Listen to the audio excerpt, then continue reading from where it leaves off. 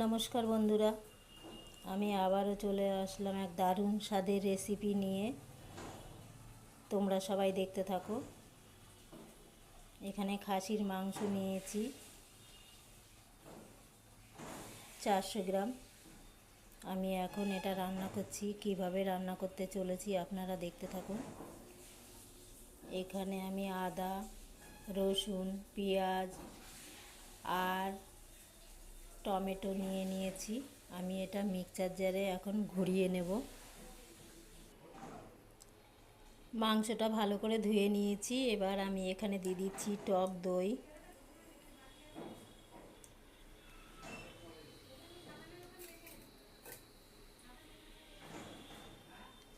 স্বাদ মতন নুন, হলুদ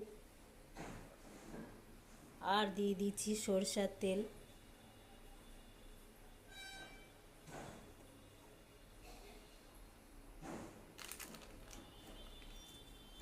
সব কিছু দিয়ে আমি ভালো করে মেখে নেব।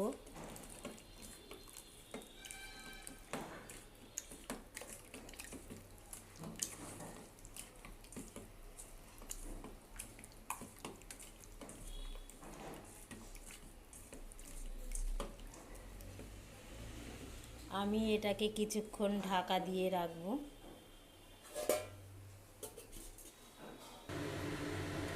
আমি আবারও ফিরে চলে আসলাম।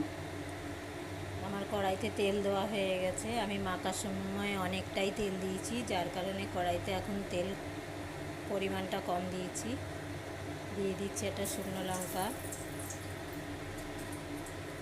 তেজপাতা, গোটা জিরে,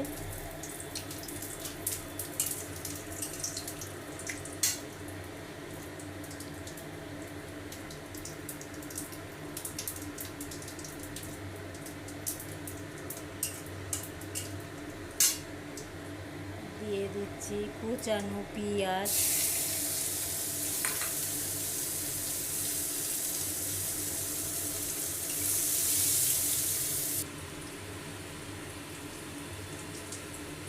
আমি এখানে দিয়ে দিচ্ছি অল্প পরিমাণে টমেটো।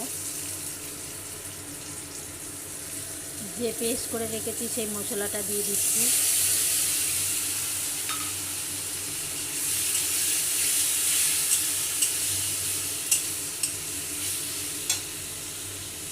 এখানে দিয়ে দিচ্ছি ধনের গুঁড়ো, জিরের গুঁড়ো,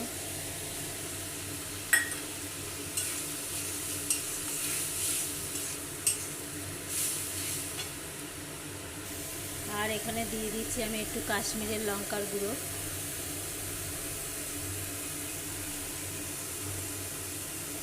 আরও সামান্য হলুদ।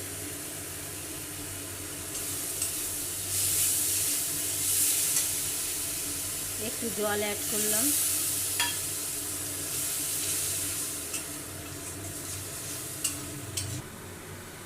মাংস মশলাটা ভালোভাবে কষানো হয়ে গেছে। আমি এবার ম্যারিনেট করা মাংসটা দিয়ে দিচ্ছি।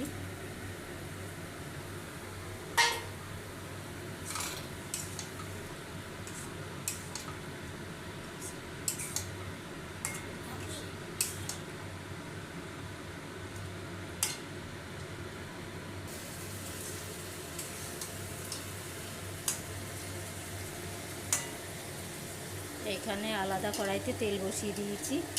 এখানে আলু কেটে ধুয়ে নিয়েছি।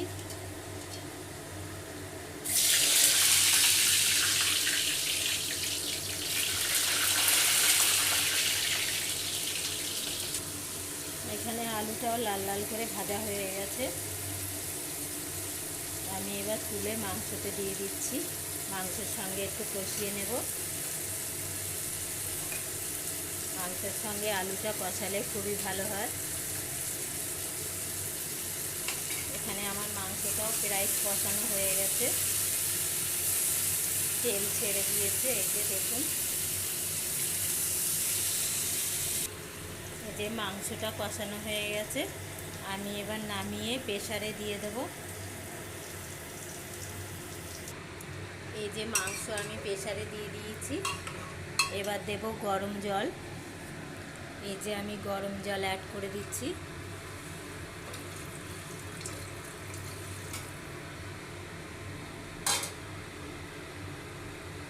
দিয়ে দিচ্ছি 4টে কাঁচা লঙ্কা,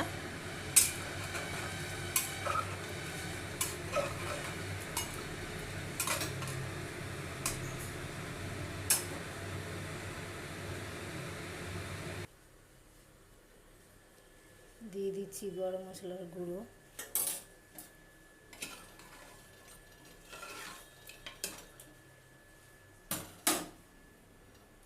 মাংসটা পুরোপুরি হয়ে গেছে, নামিয়ে নিচ্ছি।